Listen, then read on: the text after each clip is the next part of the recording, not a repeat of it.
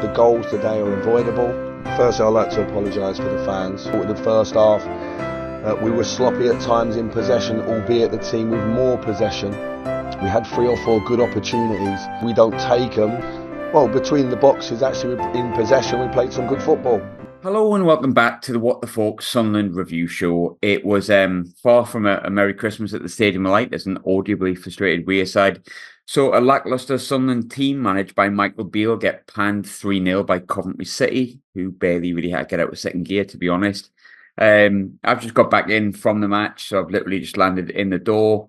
I really should be wrapping Christmas presents for Ashley, but since there's a review show to be done, I am not. So I am here with, first and foremost, Ross Black. Ross, the second time I've seen you today. I seen you before the match today, like in the flesh. How are you doing? You all right? Aye, not bad. If only we knew how shit it was going to be when we walked through those turnstiles, then we may have just turned back round there. I would have saved myself a lot of hassle, mate. I think I stayed right until the final whistle today as well. Idiot. Dave, like I said, look, a couple of days before Christmas, so all is not lost, but we lost 3-0 to Coventry and things felt really sour today. We're going to dig into the nuts and bolts of it, but 10:15 on Saturday night. How are you feeling, Dave? All right? Yeah, it's flat, which I'm sure a lot of us are. But yeah, it's nearly Christmas. We've got to enjoy ourselves to a certain degree, I suppose, and we'll see what Boxing Day brings us, won't we? Yeah, because I'm not like I'm going to Hull, am I? Well done, great. Ross, I'll come to you first. By the way, if anyone's thinking there's not enough energy in this, because I know we've had criticism before, we've got panned 3-0 at home, right? Stuff it. You're not going to get that much energy on this one. You're going to get chat. That's the best you're going to get.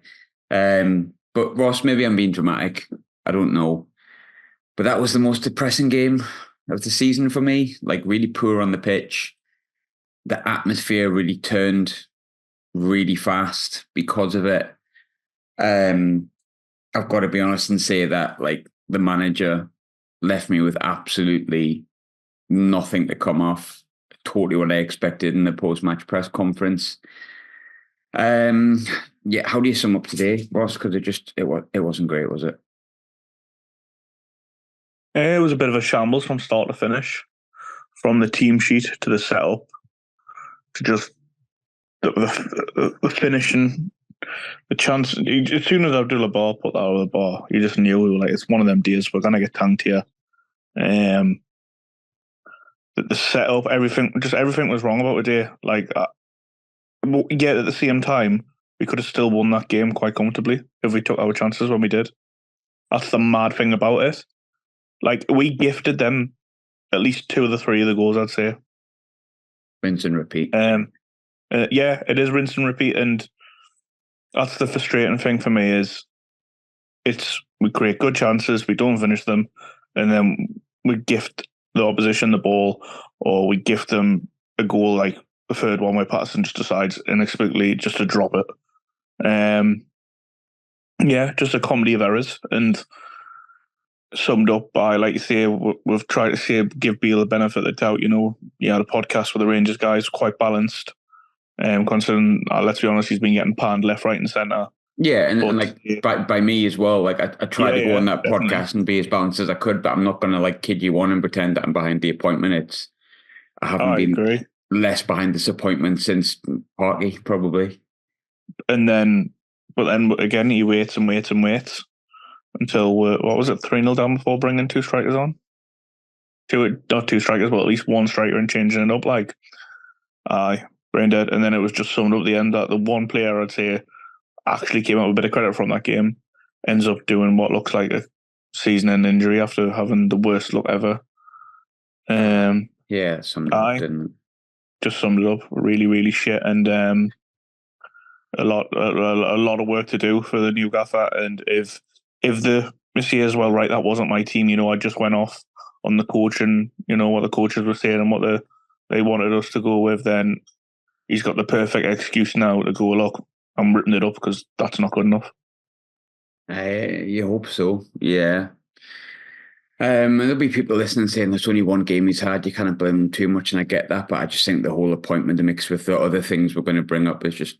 I mean, I wanted to bring the next question to you, Dave, because me, you, and James Copley got on a podcast after the Leeds game, and I think people know like I don't do midweek previews for the midweek games, and the same for the review shows, because we just don't have time. And that Leeds performance was so positive and things felt so good after it, despite the fact that we didn't really have a manager and Mike Dodds was in charge and stuff like that. And tactically, it was really good against what I think is one of the best sides in the league. I personally think the second best side in the league. I think they proved that today. And we did that review show because we were just buzzing. We didn't set up any questions up. We just didn't really want to get too into it because we just wanted to enjoy a really big win. Things felt positive. And that feels like about 6 months ago, Dave. How have we... Look, I'm not going to blame the fans in any way, shape, size, or form. I know a few people have. I'm just not having it. The fans have always been the best thing about this football club, and they always will be the best thing about this football club. So if anyone thinks any part of this is the fans' fault, I'm sorry, I couldn't disagree with you more. But Dave, just how did we get where we're at today, which felt really toxic, to be honest, compared to where we were, 8-9 days ago, doing a podcast after the Leeds game, just all absolutely buzzing. We're there because we've appointed someone who the majority didn't want, and if the reasons behind it are that he is the best fit for the football club, then fair comment. I think the one thing that has happened time and time again at this football club is they take the fans for granted in terms of we know what we're talking about, and it's really frustrating. Me and you were clearly not impressed with it, and we will back the team. Mark Robbins' team talk is so easy. In fact, the next however many games, it's so easy. Just shut the fans up for the first 15 minutes. As soon as you shut them up, that's it. They're on the back foot, and before you know it, we end up finishing 14th in the league, and everyone's underwhelmed. And every bit of like on cloud nine that we've had for the last however long has just gone, and it'll be interesting. My worry with it is, and I think I said this afternoon, I think I used the word flannel, and a very wet flannel at the best, because when you're backed into a corner and you're struggling and you want to fight, that's what the North East's about. That's what Sunderland's about. When it's going wrong, you stick your chest out and you fight for your cause. Do I think Micheal Beale has got that in his locker? I don't. And that's depressing, because I've had a feel-good factor for the last 18 months, 2 years. And I hate to be so negative about someone who's 90 minutes of football. And there'll be a lot of people out there who disagree with us, and that's absolutely fine. I really hope I'm wrong. But I said it before after the Leeds game. If he comes in, is there a risk of the 44-day record that Cloughie's got? And I still stick by it. We've had Coventry today, and we've gone under with a whimper, no matter how good we were between the two boxes, because that's where football games are won and lost. I'm just quoting the bloke. That's what I'm doing. You can say that I'm taking the piss out of him, but I'm quoting what he said.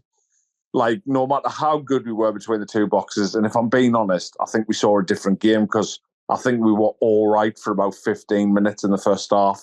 And then after that, that's because Coventry were woeful, by the way. They just wanted to give us the ball back every time. So there's that. Robin said that. Robin said, like, neither team could keep possession.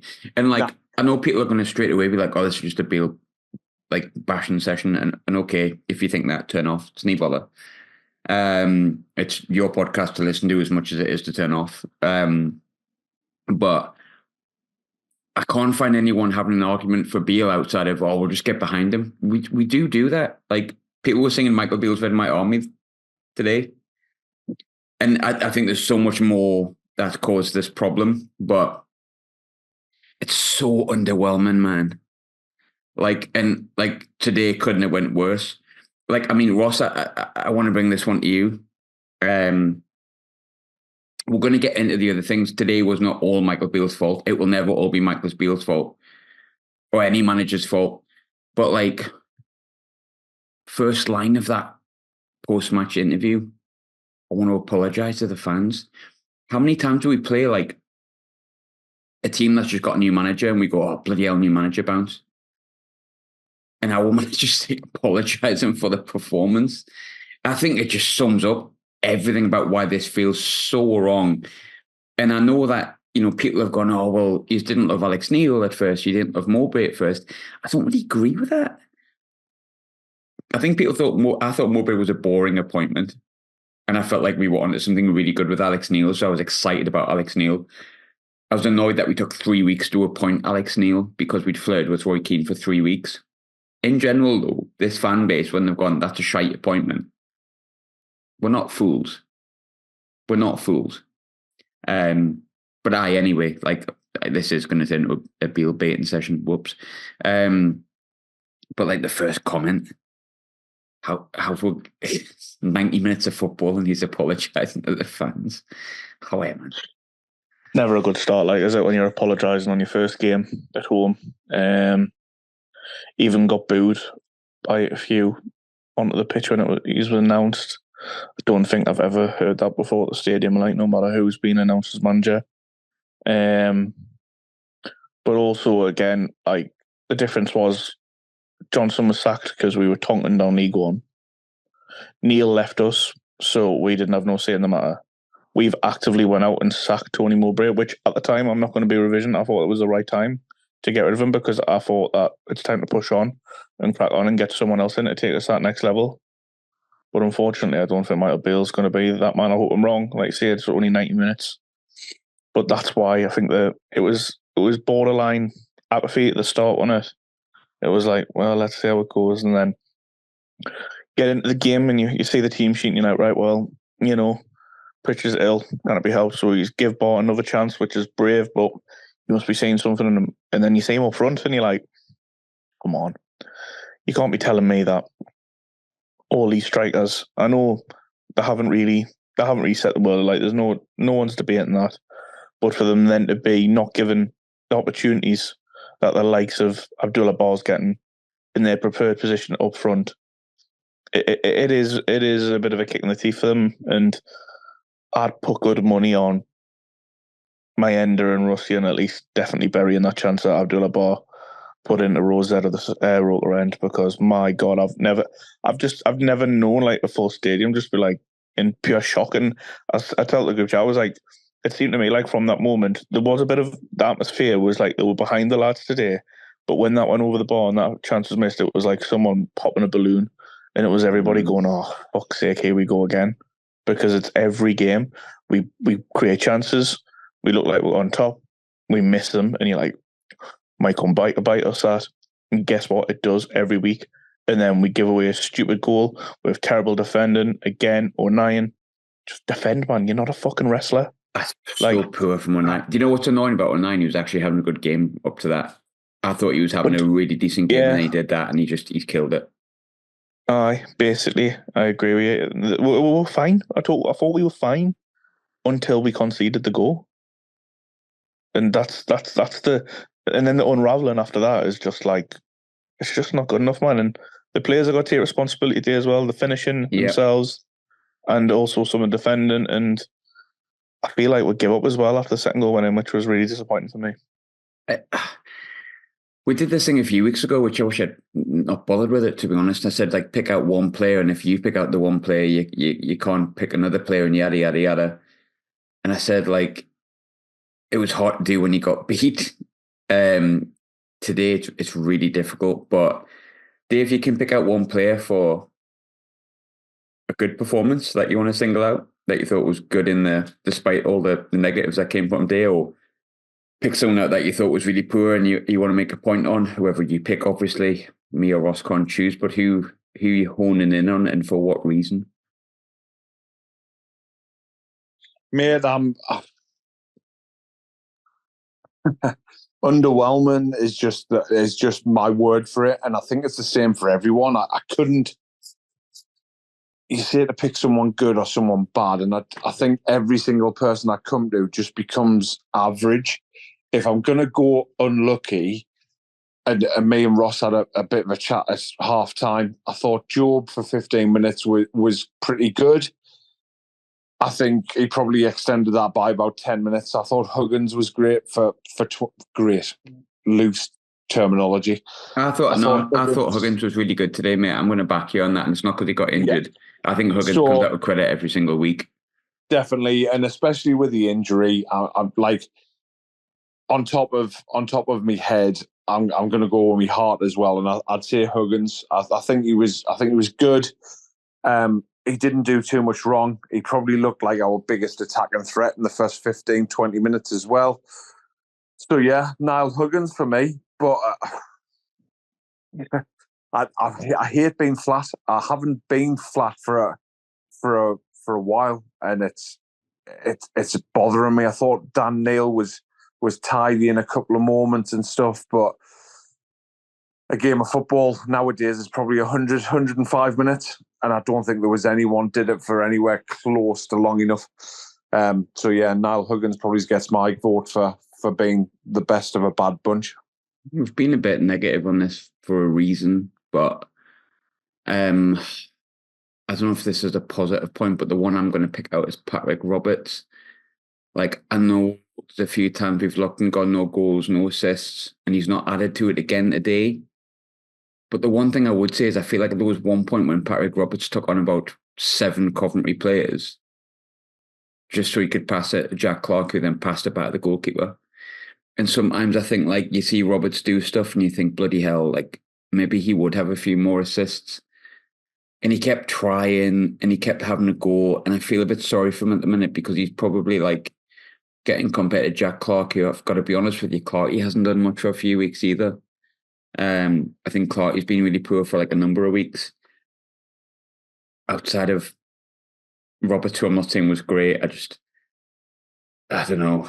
Like, you sometimes put stuff on a plate for people in the pass about the goalkeeper, like, you know, like when you see a kid come on and take a penalty and the mascot has to dive out the way so it goes in the back of the net. Like, that's what our shooting's like sometimes.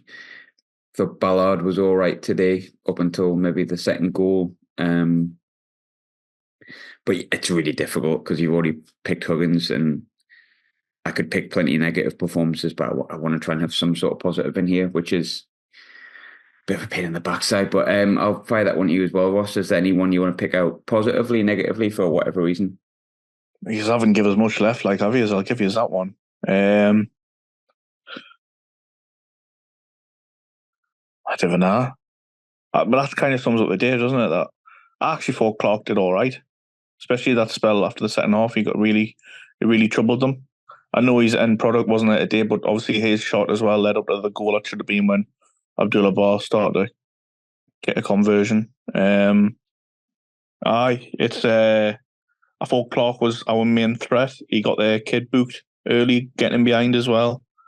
But again, it was so many players had off gears and we're carrying too many, aren't we, at the minute? And I feel like when we're losing in a way that you can't even say, oh, at least we had a goal, you know, at least we did this. It's like, it's the same old, and it's got to change, like, because it's really hard to pick out certain individuals. Yeah, it really is. There's bigger talking points, so we'll get on to it. I think first thing I'll come to is something that happened before the match. I'll stick with you on this, Ross. I'm going to come to both of you on it, but I'll stick with you first. Today's performance after the past sort of 10 days sort of felt, maybe not the performance that had been coming, but you knew what could happen if we went 1-0 or 2-0 down and the players just put down tools. And I know we had a bit of a go Beale at the start, but like, the players deserve a bit of flack today as well. They did give up and they were poor and they weren't concentrating on the job that they were doing, and they were happy to get beat 3-0 by Coventry. We'll get onto Equa later. I'm not pleased about Equa at the moment, but look, there's been a build-up of a number of things, and one of those things that has been surrounding sort of maybe the anger around the club, which is not just creeping in, it was really prevalent today, is moving supporters out of their own seats for the FA Cup game. And I know we touched on it last week, and I know some people say, well, what the club meant to do, and they're entitled to that opinion. I get it. But we saw 2 banners at the game today, which I personally, and I'm only speaking for myself, 100% agreed with and 100% backed. But what did you make of it, Ross, those banners before the game? I thought they were well within the rights to say that, and it was good on fans getting stuck up for by fans. I was in the North Stand last season, and if I was getting moved, I'd be well pissed off. And the fact that they're charging more now for the Black Cat bar just shows that there is a very big element of making money to it all. And it just doesn't go right with me or anyone else. Yeah, fair play to them, and good on the fans for those who set it up and organised it, because the club need to know that we're not getting taken for mugs anymore, no matter what. And yeah, it's got some national press too, so the word is out there now. So they need to, good on them. And I really hope that it's taken into consideration going in the future. There's nothing to do on this one, because it's done. They've signed off on it. They've made the money. But let's just hope that it's listened to, and going forward, fans are put first for a change. And I think it's the tip of the iceberg with it, to be honest. I think there'll be people listening going, oh, it's only because it's them. There's an element of that because it's them, 100%. It's your biggest rivals, and it's the soul of a football club. And that's one thing I don't like being sold. And a lot of people don't like being sold, but I think take out well before this happened, we had a podcast in pre-season where we discussed how things were good on the pitch, or seemed to be good on the pitch, but were a bit of a mess off it in numerous different ways. And I think that one's tip of the iceberg. But honestly, whoever did that, like we back here, I think me and Ross do. I'm guessing, Dave, would you agree with that? Obviously, the banners today that said, if anyone didn't see them, by the way, they said, what was it? Shoved out of the home end, shame on you. And then there was another one that said, £500 plus VAT. The price of, what was it again? The price of loyalty. That was the one. God, it went out my head. I've been on a long train journey, if anyone's wondering. But Dave, I think they were absolutely spot on personally. But what's your thoughts? Yeah, why shouldn't we have a voice? That's what we pay our money for. That's what we go for. You can't question our loyalty. It's been there through thick and thin, and yeah, it's just disappointing. And again, it's the word of the week, isn't it? Underwhelming. Everything like that is just massively underwhelming, and it's not rewarding the people who should be rewarded, the people who've been there through thick and thin, and the people who are coming out and quoting like, I've been in my seat for 23 years plus, and now I'm being moved. It's just bad crack, isn't it? Especially when it contradicts things that have been said via official club routes before. You know, like we can't do this, we can't move that, we can't do this. Well, you clearly can. And the unfortunate thing about it is, it looks as though it's boiled down to money, and it's just disappointing. It's frustrating. It's disappointing, and my chat about 44 days and stuff, I'll tell you what, that becomes the pinnacle of it. If you'd have looked at the fixtures before today and said Coventry home, Hull away, Rotherham away, Preston at home, a question for people listening, how many points do you want from that? Because for me, you probably want 7, at very least 7. And what are you classing as underwhelming?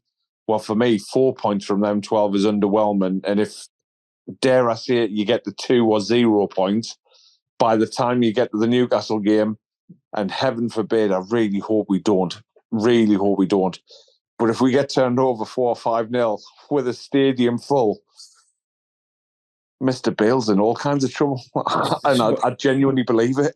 And this pressure didn't need to happen. We had a podcast after the Millwall game where we all collectively said, and like Ross said, I'm not going to be a revisionist. I felt it was the time to move on from Mowbray and stick with the model of getting a young European coach that is exciting and getting his first chance. And I'm not saying Will still. I don't think I was that sold on.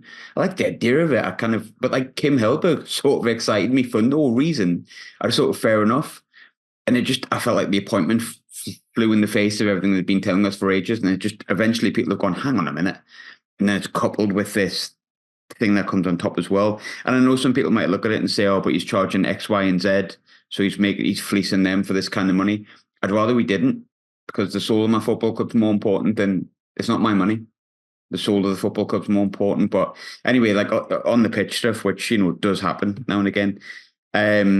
We've got listener questions, but I want to chuck one quick one at you, Ross. But before I do, we touched a bit on Niall Huggins before. I just want to say I'm devastated for him. He doesn't listen to podcasts, I'm sure he doesn't. But if there's any way we could have feedback how good he's been this season, for me, he's been like our player of the year. I think he's been absolutely outstanding, and I'm genuinely devastated for him. I think of all the players that didn't deserve that, probably him. But he was out for 2 years and he came back and he's been bloody brilliant this year. So look, he's been so unlucky today with that injury, but he can come back. He's still young. He's come back from more niggly injuries. He can come back from this and be the player that we all know he is. And I hope he gets the best possible news he can have. But I'm gutted for him. But if it means anything, I've fell in love with Niall Huggins over the past sort of 6 months, and I think he's absolutely fantastic. And he's not listening, but mate, if you are, I wish you very well. But one player that is another conversation I think that we need to have, and we've been kind of teetering on it a little bit, Ross, and I'm going to go into listener questions in a bit, which have got a Christmassy theme. But Ekwa, he's not doing it for me. It's not been good, has it? No. Let's be honest. He had a great spell at the end of last season and the start of this year. And I thought he looked really good. But we did mention after the first podcast after Ipswich, we felt he was wasted as this deep lying centre midfielder.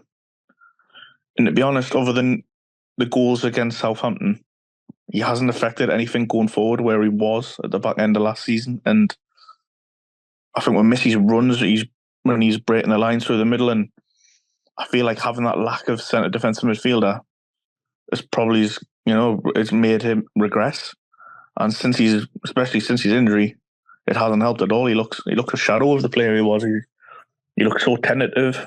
He looks so, I don't know how to describe it. Just looks lethargic, doesn't he, in everything he does.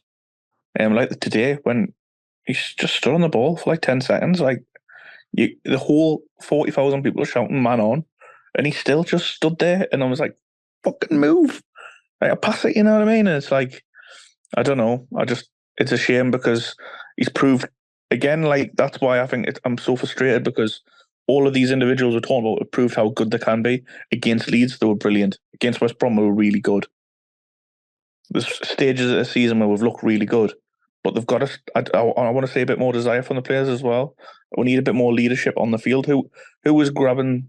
You know what I mean? Who was grabbing the game by the scruff of its neck when they scored the second two? Went, right, that's enough, no more. But no, we just laid down and got our bellies tickled again. And he's just one of many who've regressed lately, I think. And the rut's got to stop. We've got to. Players like that have got to try and find a way of getting back into form and showing us what they are capable of, which they've shown before. The effort on that second goal is absolutely honking. And I think it was a Norwich game when they went 1-0 up and he should have cleared the lad out in the touch and he put in a half-arse tackle. Look, it's not good enough. I'm not happy with it. He needs to get better. But we'll go into listeners' questions before we go into a good, a bad, and loads of Christmassy questions because I asked for this. So we'll quick fire it. We'll not go too in depth. Dave, I'll check the first one at you. It's from Bilbao Black Cats. Home Alone 1 or Home Alone 2? Old school. Home Alone 1 every time. 100%. 100%. Next one I will give to you, Ross. If Micheal Beale was a Christmas food, what would he be? Cranberry sauce. Someone said the massive shite the next day, which is pretty good. I'll give the next one to you, Dave. How many pigs in blankets would it stop Micheal Beale spouting absolute shite in his post-match press conferences? Oh, mate, there's not enough pork in the fucking country. Well, someone said it depends where you ram the sprout, which I quite liked. Let's see if there's any slightly less Christmassy related ones. Oh God, it's so many about Beale, man. Right, okay, this is a good one, Ross. This is from Tim. What one position do we need Santa's help with? We're easy on the eye for 20 minutes. We play each half fairly well. Then we press the self-destruct button, and then he's made a couple of suggestions of who he thinks we're missing. But if you could get something out of Santa's sack, you dirty boy, what would you get? An experienced or inexperienced, maybe just a competent CDM to allow everyone else to just flourish in front of them. Basically missing Corey Evans, aren't we? Again. Yeah, hugely. What's happened to Ekwa? Someone's mentioned him having a dead leg, as someone mentioned earlier. We've discussed that. I think his leg might be dead. This is quite a good one from Tony. I'll fire this one to you, Ross. Was that no, I'm going to fire it at Dave. Was that a Christmas stuffing? It's hard to argue against, isn't it? It's yeah. I think Hull will be the it's the same analogy that I make all the time. Is it a really bad 3 points lost, or is there a bounce back? To be honest, if we beat Hull, then we're probably on a level playing field. I suspect that we won't beat Hull, unfortunately. So yeah, potentially at best 1 point from 6. Not ideal. Hull are really good at home, by the way. Ross, what Christmas decoration would you choose to throw at which member of the starting 11 that played today? Big, massive, gigantic bauble of Abdullah's Bar's head. Just for that mess. Fuck me. I just can't believe it. Like, I've watched it a few times. It's like, it's harder to do what he did. And put it that high. It's harder to do that than to just tap it in the back of the net. It was bad. It was one of the worst misses I've ever seen at the stadium. Like, yeah, same. It was for me as well. Someone disagreed with me, but I think it was. Final one. Actually, no. I'll give two. I'll give this one to you, Dave. Is I Want Hippopotamus for Christmas the best song ever? I've never heard it, to be honest, but I can't say I've ever heard it, but The Pogues is the best Christmas song ever. So simple as that. Very sentimental, especially this year. And I'll leave the final football-related one to you. I promise there'll be less Christmassy-related ones next week, but like, come on, it's Christmas, so we're having a bit of a laugh. I think this is a good one. Unfortunately, I have to admit, Brad was right. He's been saying this a while, but chat about Patterson, 2 massive errors in 2 weeks. Even the first goal, you went with the wrong hand. He's not been challenged for 2 years, and is he the number one because he's only on about £3 a week? Do we need a new keeper? And Merry Christmas to all of us, which, first of all, Merry Christmas to you as well. But Pato, worth a chat? He's going through a dip, but I think when he makes mistakes, they get punished, so it's harsh for the lad at the age that he's at with the rest of the squad. He also did pull off 2 very good saves today when it was 0-0 from the set piece. He needs to improve, definitely. Does he need more competition? Probably. But I also think that the club feel like in the next year or two, Matty Young's going to give him that competition, if not be our number one. So again, it's putting a lot of faith in a Young, keep our butt. Progression plans clearly there for Matty Young, given how highly rated he is within the England setup too, which is one thing Pato never actually did. So yeah, I feel like he needs to improve, and we probably could do a better competition because it doesn't look like Bishop's anywhere near it going off the 23s games, but here we are. And once again, another player who just seems to be regressing. We're in a bit of a rut. Individuals in a rut, and we need to step out of it, and we need to just go. Today needs to be the line in the sand where, right, things are going to change. We're going to turn this around because we can't keep going on like this. Otherwise, we can kiss goodbye to season ambitions, and it's got to start at Hull. Tough place, but I just want to see some fucking bottle. You know what I mean? Get stuck in, score a goal when we get an opportunity. Daft things, you know what I mean? That you take for granted as a football team sometimes. You mean basics? World class basics, high performance. Obsessed with progress. Right. Good, bad, and We've got 2 minutes. Dave, what's your good for this week? I'm struggling. All three. My good is Huggins' performance. I'll take the easy option out. My bad. Yeah, Ekwa, unfortunately. And my is unfortunately Micheal Beale. That is how I feel about him. That is and I'm yet to be convinced otherwise, even if there is chat about how good we are in the box-to-box area. The good, the result came around Christmas time, so a couple of days away from Christmas dinner, so I can get over it a bit faster.